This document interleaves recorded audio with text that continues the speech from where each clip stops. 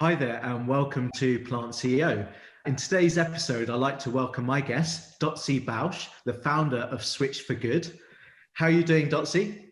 Fantastic. Thanks for having me. Great to have you on the show. I would also like to welcome my past guest and co-host for this episode, Lisa Gawthorne, who's the MD of Brevara Foods and the Team GB Vegan Duathlete. How are you doing, Lisa? Good to see you again. I'm all good, thank you. How are you? Yeah, very good. And it's a pleasure to have leading athletes on this episode today. So I'm super happy to have you both on and talking one of my favorite sports, cycling as well. So it's awesome to have you both here with me. Dotsie, you've won 8 USA national titles. You've also held a world record and you're a silver medal Olympian. You are clearly showing that a vegan diet is propelling you forward at a really remarkable rate. So the question is, do other world elite sports athletes also ask you for advice on this? Yes, it's starting to really happen, right? I feel like the floodgates are opening in just the last couple of years where, so many athletes are just really becoming plant curious. They've heard tidbits here and there, and they want to understand more. They want to understand how to integrate more plants in their diet and see if it helps them feel better, perform better output. For me, I noticed so many changes. I went to plant-based just a couple of years before the 2012 Olympic Games. So all of those national championships and the world record were not won on plants, but some of them were, and definitely the Olympic medal. So, but my whole system completely regenerated. I was able to breathe better. My digestion was better, so much better, right? Which was great because then my body wasn't spending so much energy digesting food, and it could spend more energy on repair and recovery in between training sessions.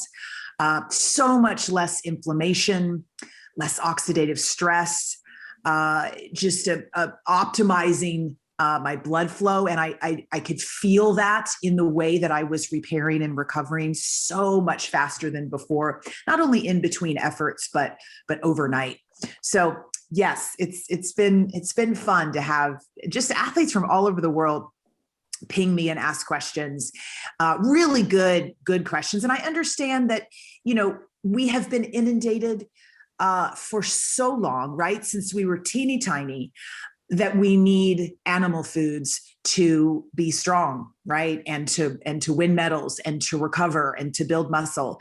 So it really is, it's tough for people to kind of back out all of that milk and meat inundation. Marketing really is all we've been listening to, not science, for so long. So when I help people on their journey, I try to really focus on what they can bring into their diet and not what they're taking out yet, right? Because it's once you start putting more and more plants in and you start feeling better and better, then all of a sudden after some time, the meat is just magically gone, right? You didn't have to focus on, okay, I'm not allowed to have this, I'm not allowed to have that, right? Because that's not a fun way to do things. So we focus on abundance and putting plants in.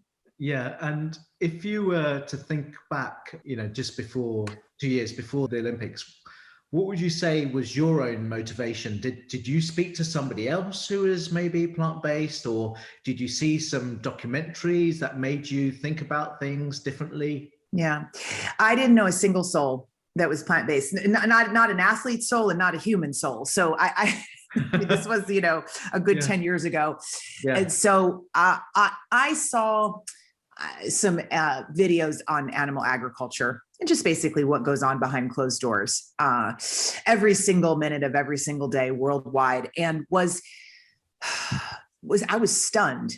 The first time you see what really happens, I think not only are you shocked, but I confused, right? Because I thought this can't really be happening. The government wouldn't even allow this to happen. Kind of thinking, this is crazy. So I've got to dive deeper and do more research and really understand what I just saw.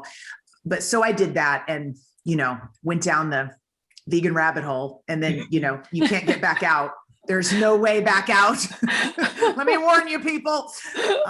And then I just said, I got to make a change. Like I'm not okay with any of this. And, had grown up just loving animals so much and having all sorts of kinds of animals, but also having them on my plate. And so I realized I just, it wasn't being true. I wasn't being true to my values. So I made the switch really pretty much almost overnight. Meat I made overnight, and then the dairy and eggs kind of followed as I learned more. So yeah, it was sketchy though. I was nervous, but I wasn't, I felt so convicted that this was the new way forward and this is what I was going to do.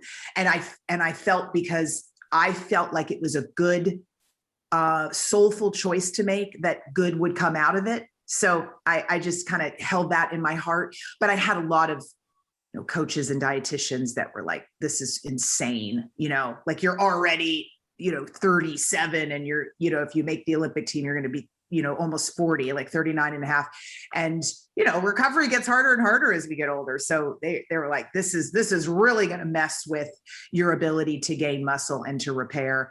And, thought I was kind of crazy, but anyway, I wasn't, obviously. Yeah. It worked out. So effectively you proved them wrong, and you obviously also appeared in the Game Changers, which proved that vegans can be strong and be top class athletes. So did you also notice a difference after that film was released, with people then approaching you and telling you, tell me more, I want to know how you can be so strong and recover very quickly? Yeah, I think the film did an extraordinary job of mixing science with anecdotal, stories that are inspiring. And absolutely, yeah, there's certainly been an uptick. There certainly has.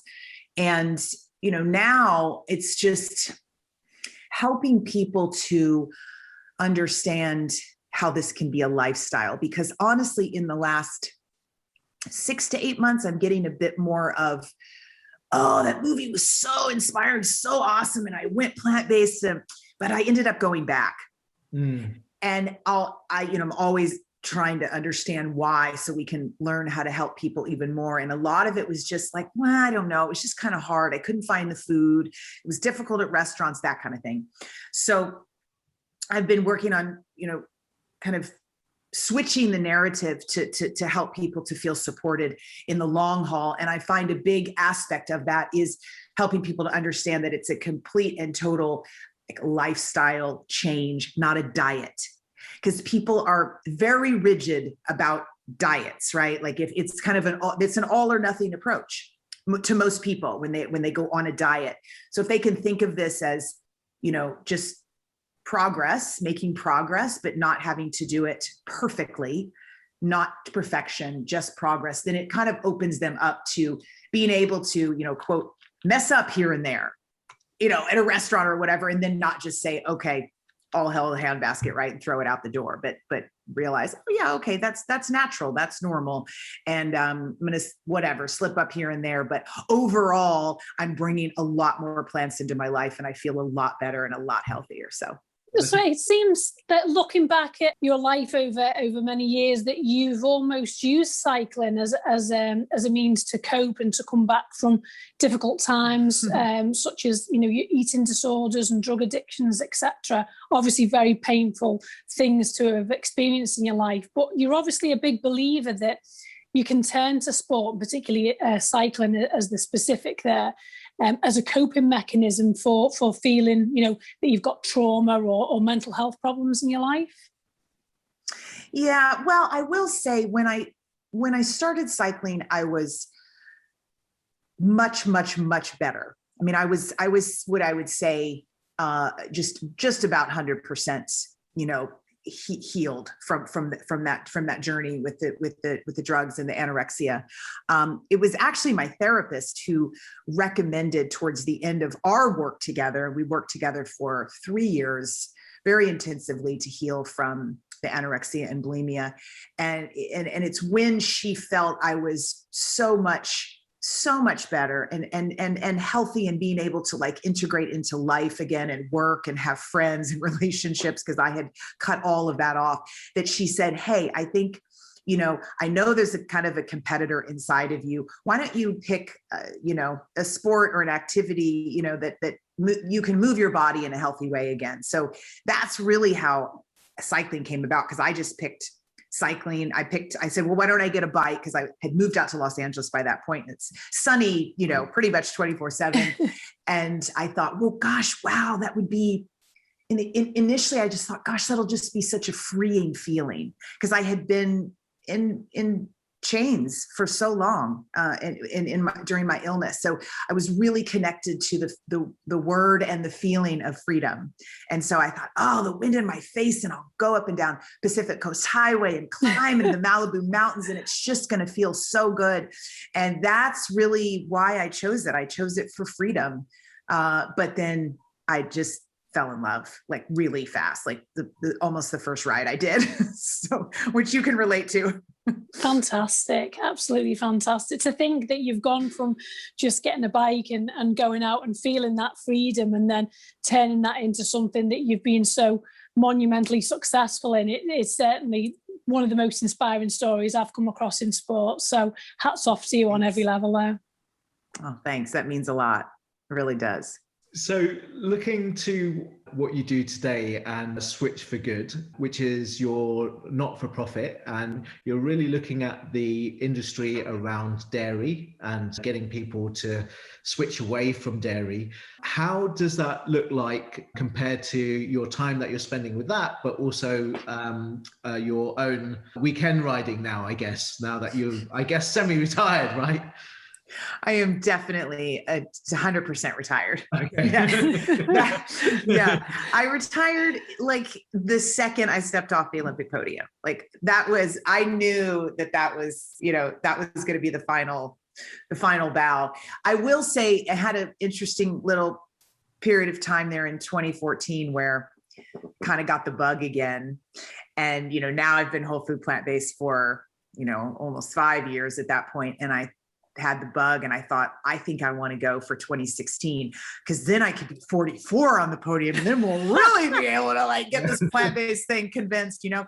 So I ended up moving to Colorado for the summer of 2014, like reintegrating with the team and training with them for 3 months. And at the end of that, realized I was just done. There wasn't anything in it left for me that I was curious to see if I could do, you know, when I just knew. It's like, no, I'm ready for other new adventures. So, but the starting Switch for Good was a bit later. It was in 2018. Really, it was just a culmination of a exceedingly frustrating experience for me at the Olympic training centers, always having so much inundation of milk and dairy, because they marketed it heavily, still do, to the athletes and the public, because it's their title sponsor. So the US Olympic Committee and the New Zealand Olympic Committee are the only Olympic committees on the planet that are not government funded. So they have to go out and get, you know, private corporate sponsors. And dairy industry here in the United States has a lot of money. In fact, they have $91 million that they spent last year on marketing alone, just in 12 months. So they have a lot of dough. But I felt just really frustrated by the misinformation, the bad science, and just trying to convince people that this is a good substance for them to be taking in.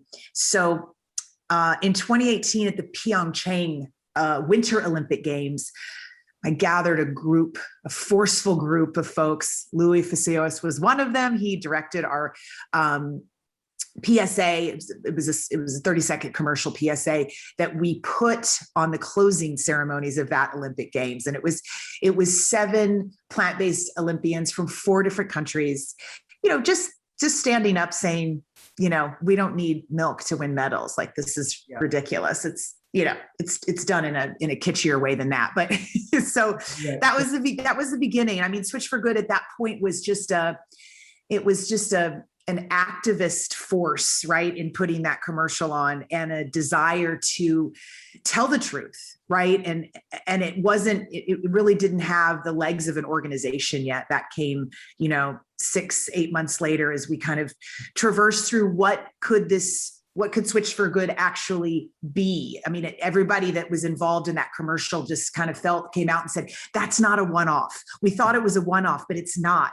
This could really have some legs. This could really make an impact. And there's nobody in the movement doing exactly this, right? Athletes really fighting dairy because they, as you know, milk's been using athletes since forever to sell their products. So then we went along that journey and turned into an organization. So I'm going to play that video ad for you now. So we'll the one for 2018. Okay. I did it and I got stronger. I did it to take back my life. I did it to run faster. I could breathe better. I did it for my athletic performance, and it worked. I did it for my health. I've never had cow's milk, and I'm never going to. Going back to cow's milk? No way. Not ever. My health is too important. I made the switch for good. For good. For good. I am proud to be dairy-free. Switch for good. Did that ad also get banned in the US in certain states, and then you had to play it again during the Oscars? Yeah, that's true. What happened was it was supposed to play in 6 major cities across the United States, right? We couldn't afford all cities because it's a closing ceremony. So it was really expensive to even put it in one city.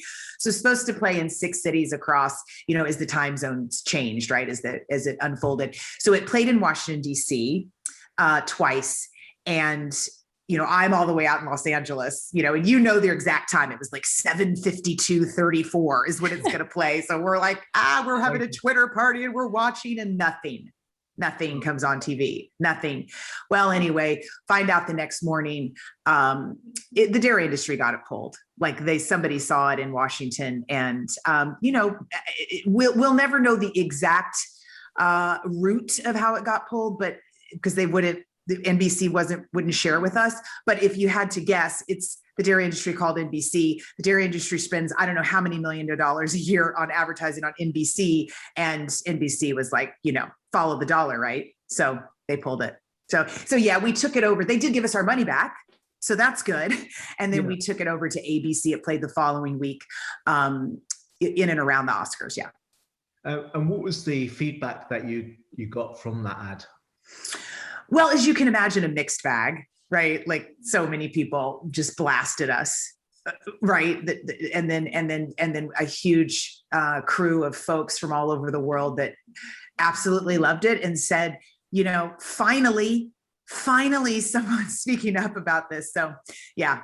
Yeah, I'm so happy that you did it, because it's about growing awareness. And I think the big dairy and the meat industries have so much power, obviously within governments, but also in media, right? And especially with those spend levels to form opinions. Totally. And the science speaks for itself, right? And you're a proven, person who can actually vouch for this. Having all those athletes to back you up on that story is just amazing. Yeah. Oh my gosh. All of them were just extraordinary, because they didn't know me. They didn't know, how this was going to do, or if it was going to really turn out to be great. I mean, they probably had an idea since Louis was directing it that it would be decent, but the commitment. I mean, they were coming from all over the place, and they, flew in and showed up and were passionate, and forever grateful to them. And the crew of athletes in 2020, last year, we ran 2 new PSAs with different athletes, because more athletes are going plant-based, MLB players and NFL and basketball players. So we've got Olympians and ball sports athletes in these PSAs, and we ran them on NBC for 3 months and reached 30 million people. So just all across the board, the plant-based athletes, they're a powerful, passionate bunch. I stopped drinking milk 11, 6, 9, 13 years ago. I stopped dairy of all kinds. And a funny thing happened when I stopped. I stopped having joint pain. I started having more energy, more strength, I was leaner and cleaner. My skin cleared up. I lost 50 pounds. I stopped drinking milk. And started living better. Listen to your gut. And switch for good. Discover the benefits of living dairy-free at switchforgood.org. If you were thinking now in terms of new athletes who have got on board with you, can you name some of them, like who you're quite proud to sort of be standing there with you on this? Yeah. Well, some of them are retired and some of them are not. But two of the ladies that I just love, well, I love a lot of them, but Heather Mitz has been incredible throughout this entire journey. She's 3-time Olympic gold medalist in soccer. So that's a 12-year span of being at the very top of her sport. One of the best in the U.S. has ever known. Rebecca Soni. So she's a swimmer, multiple golds and silvers, 2 Olympic Games, 2008 and 2012. She's the first female in the United States to go under 2 minutes in the breaststroke. She has just been, just right with us throughout the whole thing. Rachel Adams, who is a current Olympian in court volleyball. She's bronze from the 2016 Olympic Games. David Verberg, he's going to be going to Tokyo in track and field in the 400 relay. And it's still, I shouldn't say that. We're hoping, right? Their Olympic trials are coming up, but he does have gold from 2016. So, fingers crossed, stay healthy, David. And so many. Chase Utley, who's really one of the top second basemen of all time in Major League Baseball. And he is passionately dairy-free and went, what he says, many years longer in his career when he adopted dairy-free. He played for the Philadelphia Phillies for like 15, 16 years and then ended his career with the Dodgers. So the list goes on, though. I mean, just incredible athletes from all types of different sports, endurance, sprint, technical, baseball, tennis, cycling, just every sport. Yeah, amazing. On the NFL side, obviously there was Derek Morgan and the Tennessee Titans, who were pretty much half of them, I think, were probably vegan. Any new NFL players who have come up? Well, I mean, every day you kind of hear of so-and-so or, who's trying it or, giving it a go. Derek was in our NBC commercials this summer. He's a powerful advocate alongside his wife Charity, who's who's the chef and the brains behind all of it in terms of the food. It just seems to be almost daily you'll hear a different athlete here and there. I mean, we know Kyrie Irving, who's a big star over here in the NBA, is plant-based. And and just like I was saying before, so many are just putting so much more plants into their regimen. They wouldn't say, "Oh, I'm vegan yet," but they're adding those in and kind of reducing their meat and dairy consumption, which is, that's a win as well. It's great to hear. It really is. One of the things that I was going to ask Dotsie is that I've listened to a few races where you've been commentating and you've got a very positive and animated style of commentating. Is that something that you're going to be doing more of in the future with regards to sports commentating? No, probably not. I did. It was so the NBC contracts. I used to work for Universal Sports, which went out of business, and they're not really NBC now. They're not hiring women. I'm just going to say it for commentating in cycling. I mean, you hear no female voices. That's another long story, but so it was such fun I probably did it for about 3 years, 2013, 2014, 2015, but then Universal Sports folded, and we're not really even seeing here in the States anyway. I mean, you guys are totally different because you have so much more of a mad respect for the sport of cycling. But as you know, here in the States, it's a bit niche. It's not, it's not something that, people know a whole lot about. I mean, they probably couldn't even describe to you the 4 disciplines of cycling, most Americans. So we're not seeing much cycling on TV here anymore. Oh, right, period. Okay. Yeah, it's a bummer. It's a real bummer. I think everybody likes a hero, and, had the whole Lance thing for quite some time. And that definitely kicked up some excitement around the sport, but then that went the wrong way. And so, yeah. And when you were commentating on the races, did it kind of make you just want to get back out there and race all the time? Because I can imagine it being, hugely kind of positive. And I know if I was doing anything like that, it just made me want to hit the ground running. Or were you quite measured with that, and you just like, you were done with it? I was done. I loved commentating, and but you see the severe agony and pain in their faces, and they're drooling and spitting. And I was glad to be in the commentating box. I was good with that.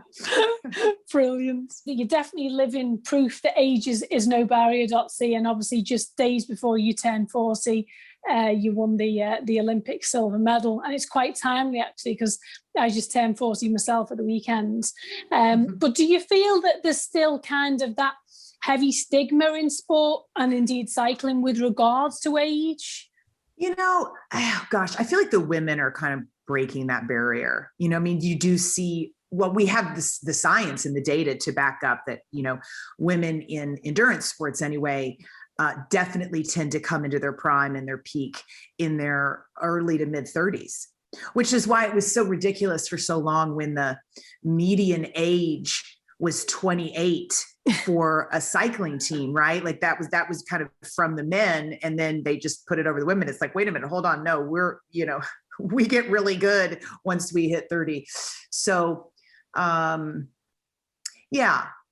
think, overall we're seeing definitely the women peaking so much later. And just, the women too in cycling anyway. I mean, this doesn't go for every sport, obviously, but women tend to come into cycling a bit later than the guys, right? The guys are kind of like, many of them never even went to college, right? Because they got kind of hand selected at 10 years old and then started going up through the national team and were a pro, at 19 or 20.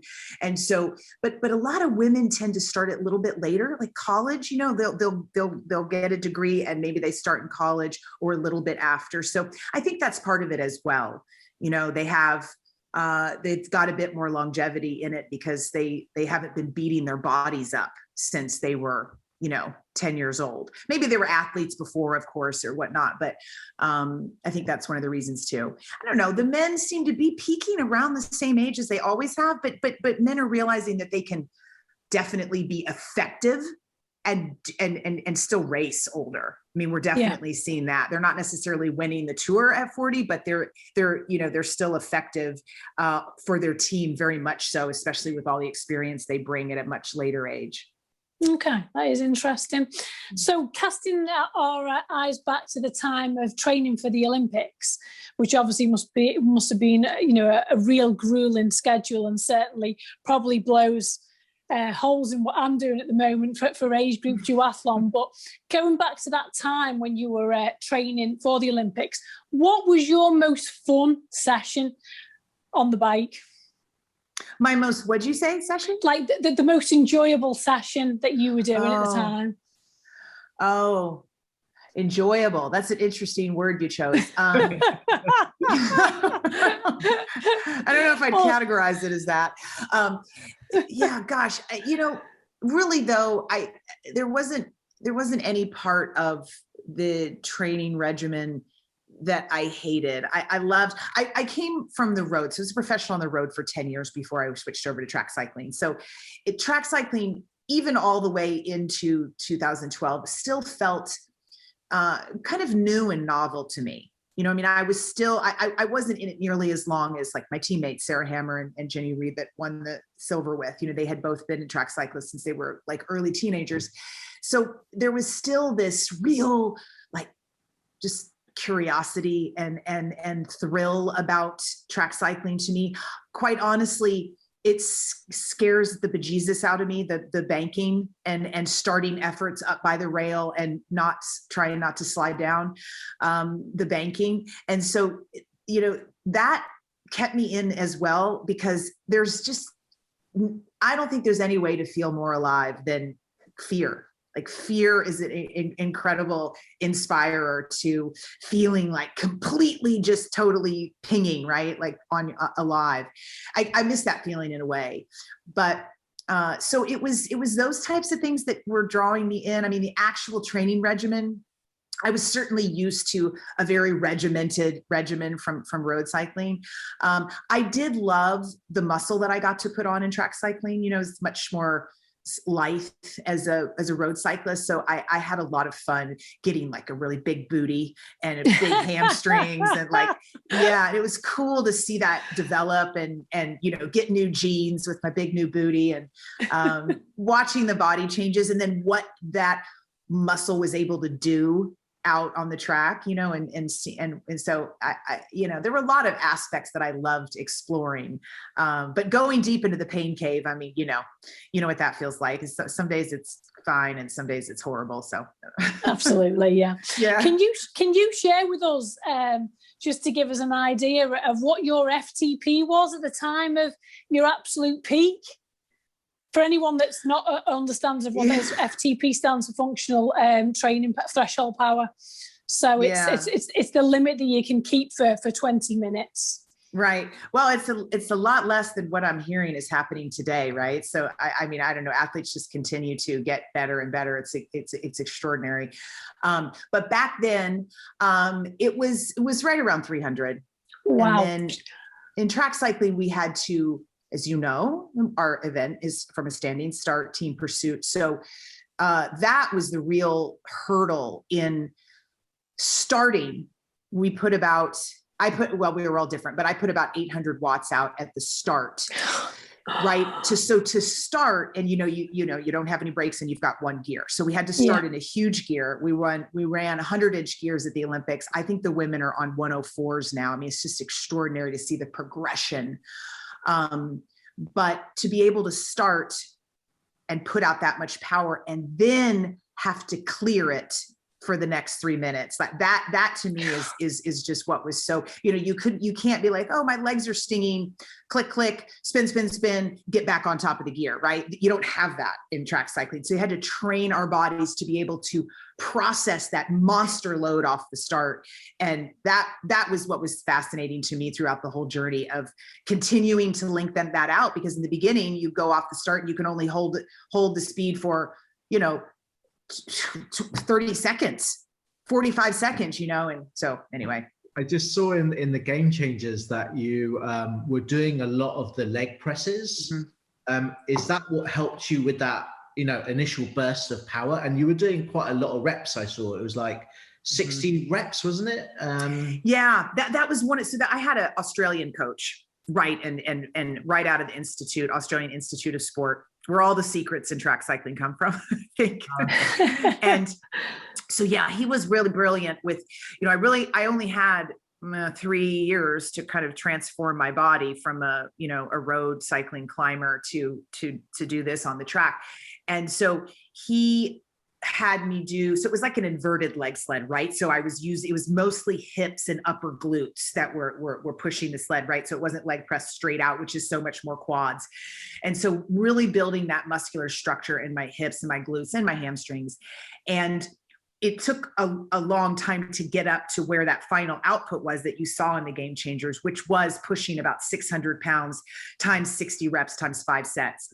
But what he was doing was continuing, like I was just saying on the track, we had to continue to lengthen out that initial load and then be able to process through that load and hold it, which is why he had me going so many sets and reps. So 60, I started, it was like, 30 reps times 3 sets.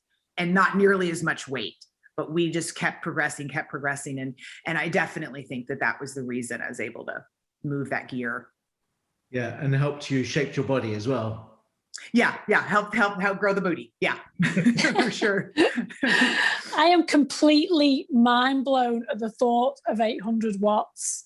It's like my mind won't even compute that, because it is just so, I work on a watt bike in my pain cave. And the thought of hitting 800 watts even for half a second is just, it's like, it's alien to me, honestly. I've got so much respect, because to train to have that power for however long is just unbelievable. So I think you could easily do it. I do. I do. I think if you really, I absolutely think you could get there and beyond. Well, blown away by your stats, as I thought I would be, to be honest. But that brings me to an interesting question, actually. Obviously, to do these things in cycling, we need energy, and we need good energy.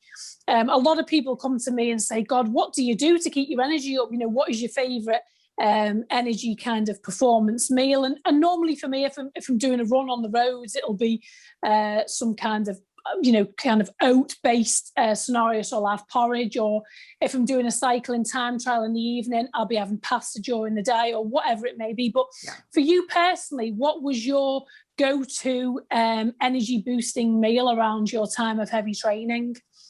Yeah, I mean, you make such a good point that so many people have wrong in terms of, like, you have got to glycogen load, right? That's what your muscles fire off of. That's what your brain uses as energy as well.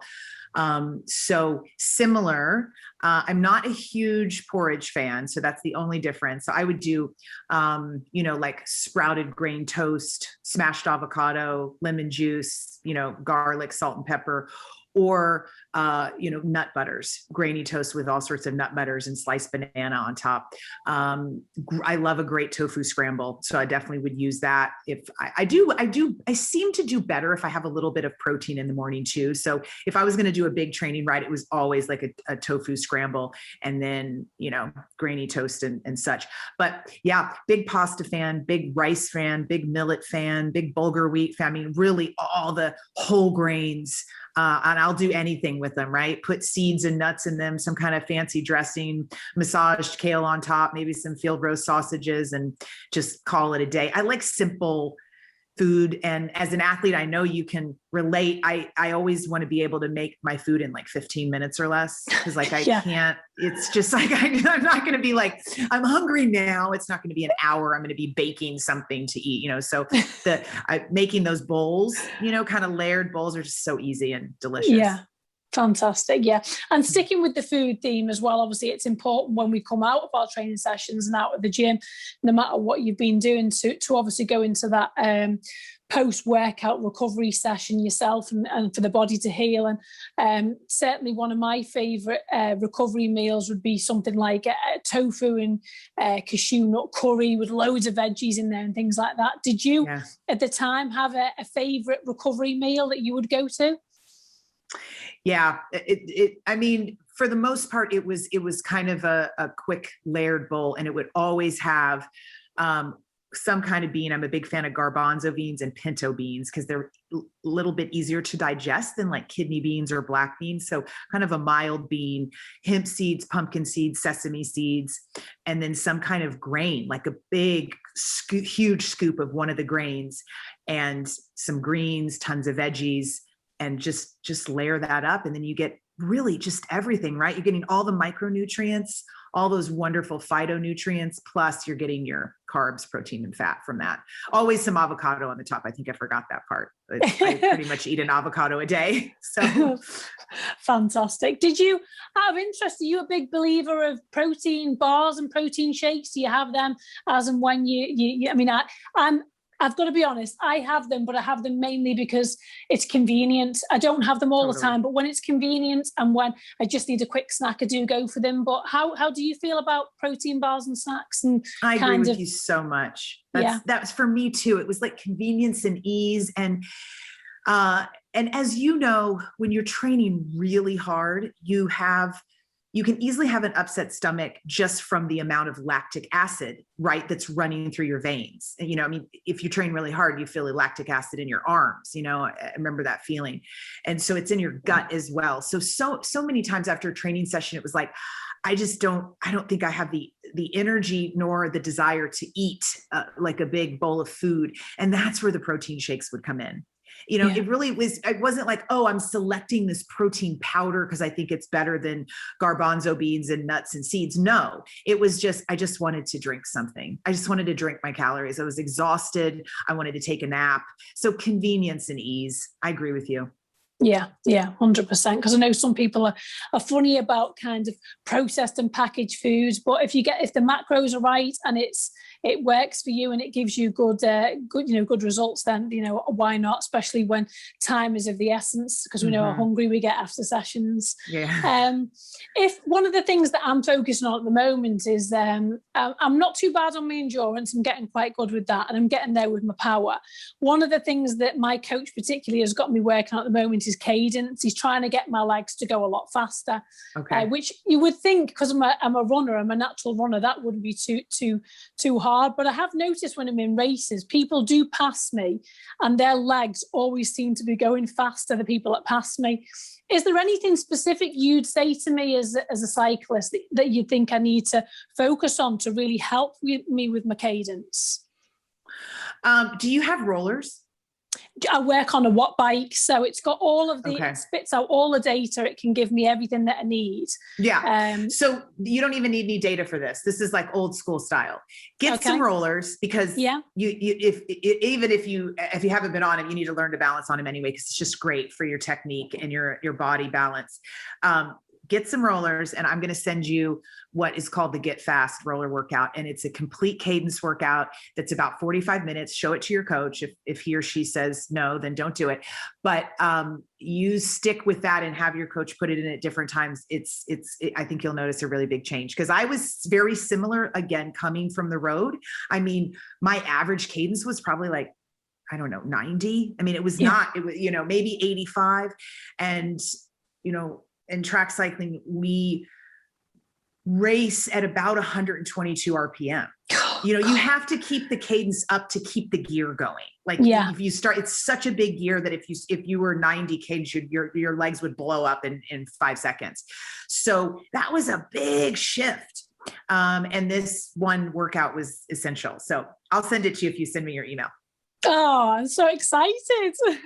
That sounds fun. Yeah, no, that's definitely something that I want to work on, because I've got the European Championships this year in July, which are going to be held in Romania. And then I've got the World Championships in September in Holland. And just last week, I found out that next year I've qualified to go to Australia for the World Championships as well. Amazing. So I've got a lot to keep me motivated. Yes, you do. and a lot to keep me positive. But I think, it's interesting. People come to me and say, well, what is it that keeps you motivated? And it is quite hard, even being a very, very dedicated and committed athlete. You'll know yourself. Sometimes it's hard to keep it going all the time, all year round.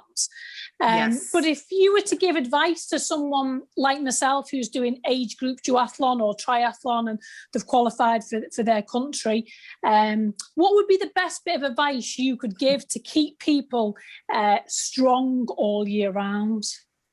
Well, I mean, the first bit of advice is don't be strong all year round. Like that's it. That I think that's the biggest mistake people make, and they never really get out of, mid pack by trying to keep this fitness year round. You need some really good breaks, right? You need really good solid breaks in there to let your body completely recuperate and repair and regenerate. Like, it's so critical. And you need periods of times when you're marginal. So, because if you keep at this level, then it's just always somewhat mediocre, in my opinion, right? Yeah. If you can go down that as far as you can go down and repair and decrease what you're able to put out, then you have the ability to go for gold, right? Otherwise, it's just this like kind of mediocre blah, because your body just is never fresh enough to put out what it's capable of. Yeah. And it's capable of so much more, I think, than we realize. And that's what a really good peak, a really good taper before a really effective peak. That's why those feel so like you're in jail. I remember peaking for the Olympics. It was like, we had it so laid out and I was like, I don't know if this is going to work. And I remember being in Mallorca, 3 weeks before we were to head to London, and my husband is leaving, going on these 6-hour mountain rides, and it's gorgeous. And he, and I'm in there on the rollers for 30 minutes. Like, this cannot be what I'm supposed to be doing right now. 'Cause you're so fit, because you feel like you could ride 6 hours a day and just blast it. And I could have, but that taper was absolutely critical for that final output of what we did at the Olympics, which we had never, ever produced in our lives that time. So that's what a really good, rest and taper and a peak can produce. But it's really hard to stay disciplined as an athlete in that, right? Because we're just used to like train and go. Yeah, 100%. I think that's the best advice that I've heard in a long time, to be honest. And it's probably the hardest advice to take as well, because we just want to train hard all the time. And if you're not training hard, you're worried about all your stats going backwards and your fitness going out the window. So right. I think you've got to be strong mentally to be able to deal with that and to know it. I'm quite good at tapering for races, but what I'm not good at is taking those slightly extended breaks during the year to go down, to come back up. So that's definitely something I'll take from this and work on for sure. Good. Yeah. It's really important. And you know what? Try to lean into enjoying it. That's where I kind of turned it into like, okay, this doesn't feel great. It makes me a little nervous. I don't know if I should be coming down this much. But it was just like, I understood the physiology behind taking like a good break. Let's say it's 3 weeks, 4 weeks, something like that. I understood the data. I understood why. And so then I would just lean into like just doing really fun, awesome, different things, going for hikes, sitting at the movies, like just like kind of just like bring it in. Right. And say, no, this is your repair. It's your gift to yourself after all that hard work. Yeah. Good. I'll look forward to that. I'll feedback how it all goes. I would love that. I would love it. Fantastic. Yeah. So, Dotsie, what would you say is if you were, going to give some advice to some beginning cyclists, for example, what would be your top tip for them? Enjoy the journey. Looking back, because I started so late and didn't even start cycling until 26, I had the maturity at that point to, plus coming from being so ill and cycling being kind of a gift in my life, really, right? I had that ability to really sink in and kind of enjoy the journey. But I see so many young cyclists, right, that are starting at whatever, 16, 17, at 20, 21, and they're really just so in a panic to rush the experience. And it goes by in a flash. Like, we don't need to rush it. It rushes itself. There were so many just quality moments and experiences of racing my bike all over the world. And I really would truly, honestly say that I think if you can lean in and kind of saturate yourself in enjoying the process and enjoying the journey, you're not only having more fun, which is pretty awesome. You are a better athlete. You are a better athlete for it, because we can all only stand so much, stress, right? And you're already going to be, you're ingesting the physical stress. Like, there's no way not to, or you're not going to get better. So try to keep that emotional and mental stress, kind of on the down low, right? Like, it doesn't need to be, you're not curing cancer. You're like maybe going to go to a really big race and win a medal. Like, that's kind of the deal. Woohoo. It's awesome and exciting and super cool. But I mean, at the end of the day, your next phase of your life is going to come. And what are you going to look back on? What are you going to look back on? Yeah, for sure. And what would you say are your next life goals now? You've always been setting yourself targets. You've been switched for good now. What's the next big thing for you? Well, it's really success in our goal of ending the consumption of dairy. And we're up against a big challenge because milk consumption in the States has gone down 23%. But as we know, in countries like China and India, it's rising, and each one of those countries alone has over 1 billion people. So big challenges ahead, and it may, happen after my lifetime, but I definitely have the goal of being a significant cog in the wheel of making that happen. Yeah. Are you creating or plan to create some initiatives in those countries, local initiatives? Yeah, we're still very focused here with the size that we are. I mean, we're just a couple of years old. But yes, well, I've had significant conversations with different activist groups in China specifically, and helped them with some white papers, some education stuff, some literature. So yes, most definitely. We can't not in the future.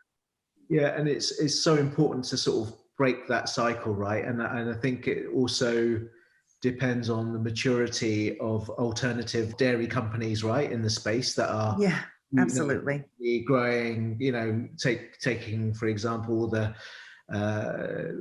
companies like Oatly and all the big brands that have also created their own alternative milk ranges, but also the innovation happening with cheeses. But also what I quite like with cheese is like where they're using fava beans, for example, now to create fermented cheeses. So it's exciting. So there's a lot of innovation happening also in those countries, right? And we need more investment to go in those areas. But also the crucial one is the lobbying and the subsidies, and also marketing, right? And advertising to change opinions. Yeah, most definitely. Yeah, the subsidies are a big one, right? Because it's only cheap food because the government's paying for it to be cheap food. We had a big win mid last year when our version of the dietary guidelines came out. They renew it every 5 years, and we pushed really hard to get soy milk deemed nutritionally equivalent to cow's milk, so that then we could move to have that offered to every school children in public schools across the nation, especially considering that there's about 40 million children in underserved communities that only get their meals from school. Like they don't have any food when they go home at night, so they're only getting their meals from school. And many of those children are people of color, and milk makes most of them sick, right? It's about 75% people of African descent are lactose intolerant, 75 to 80 of Latino descent, about 95% of Asian descent. So, all these kids, we get written all the time at Switch for Good from kiddos, usually 14, 15, 16, this is making me so sick, and my mom makes me drink it because she thinks I need it, and I don't know what to tell her, and I want to do something, it's just like, oh man. And it's also down to this gene. I think I heard you speaking on another show that it was to do with a gene, that why some people have are tolerant with dairy and some aren't, right? Yeah, correct. So, white Northern Europeans had been, milking cows the longest. Like just genius idea we came up with at some point, I guess, about 6,000 years ago. And so over time, I'll speak for myself because I'm not lactose intolerant. My body I have an actual genetic mutation that we have an enzyme in our gut called lactase that we're all born with, all mammals, to digest the lactose in our mother's milk. So even human, so we have that when we're little to be able to digest the lactose in our human mother's breast milk.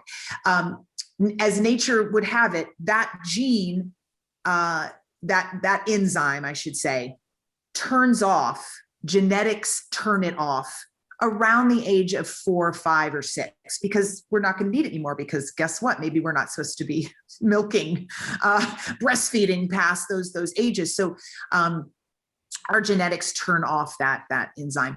So for me, I have a genetic mutation because my body, over the years, my life and then my ancestors' life has learned to keep that on. Because guess what? No, we're still breastfeeding way past the age of infancy. But so many of the Eastern countries are smart and have not been milking cows for very long at all. Really, they pretty much had a plant-based diet before the Western diet came and took over and is ruining their health. And so many of them do not, they're natural. They don't have this genetic mutation. Their lactase enzyme turns off. And then from that point forward, they're lactose intolerant. And it's really debilitating symptoms, right? It's exacerbates asthma and breathing issues. It is stomach distress, gastrointestinal pain, cramping, bloating. I mean, the list is endless of what lactose intolerance feels like. And even though you're tolerant to it yourself, right? But did you find when you spoke to other athletes who had suddenly switched off and they said, wow, this is amazing, where I'm not getting, I don't know, the bloating? Yeah. Oh, yeah. They're just like, this is mind blowing. I mean, I didn't ever really, some of them didn't really realize they had it. They were getting that, sometimes it's just hard to notice, a certain food, you're like, oh, I feel a certain way. And you can't necessarily pinpoint it to why or to a specific food. But some of them did know exactly, but were afraid to take it out of their diet because we've been so taught, right, that this is like the premium food group to recover from. So they would just go through the pain, or they would take a lactate pill. It's like, why are we eating something that needs a pill alongside it for us to feel good? It's like, drink some almond milk. Good Lord. I didn't know there was a lactate pill. Oh yeah. That sounds so wrong. People do all the time. They just, it's right at our pharmacies, and you just can, before you're going to have dairy, just take the pill. It's bizarre that would be a thing, right? That makes sense to people, that I'm going to keep eating this, but I need a pill to be able to actually digest it. Right. Yeah. Cool. Awesome. So thank you so much for coming on the show today. It's been fascinating. And thank you, Lisa, for co-hosting with me. It was great to have you on the show as well, and talking about this really important topic. So want to wish you both the best of luck, and Lisa, with your championships as well. I'm sure we'll get that training pack on the Fantastic. Thank you. And it was great to meet you, Dotsie, as well.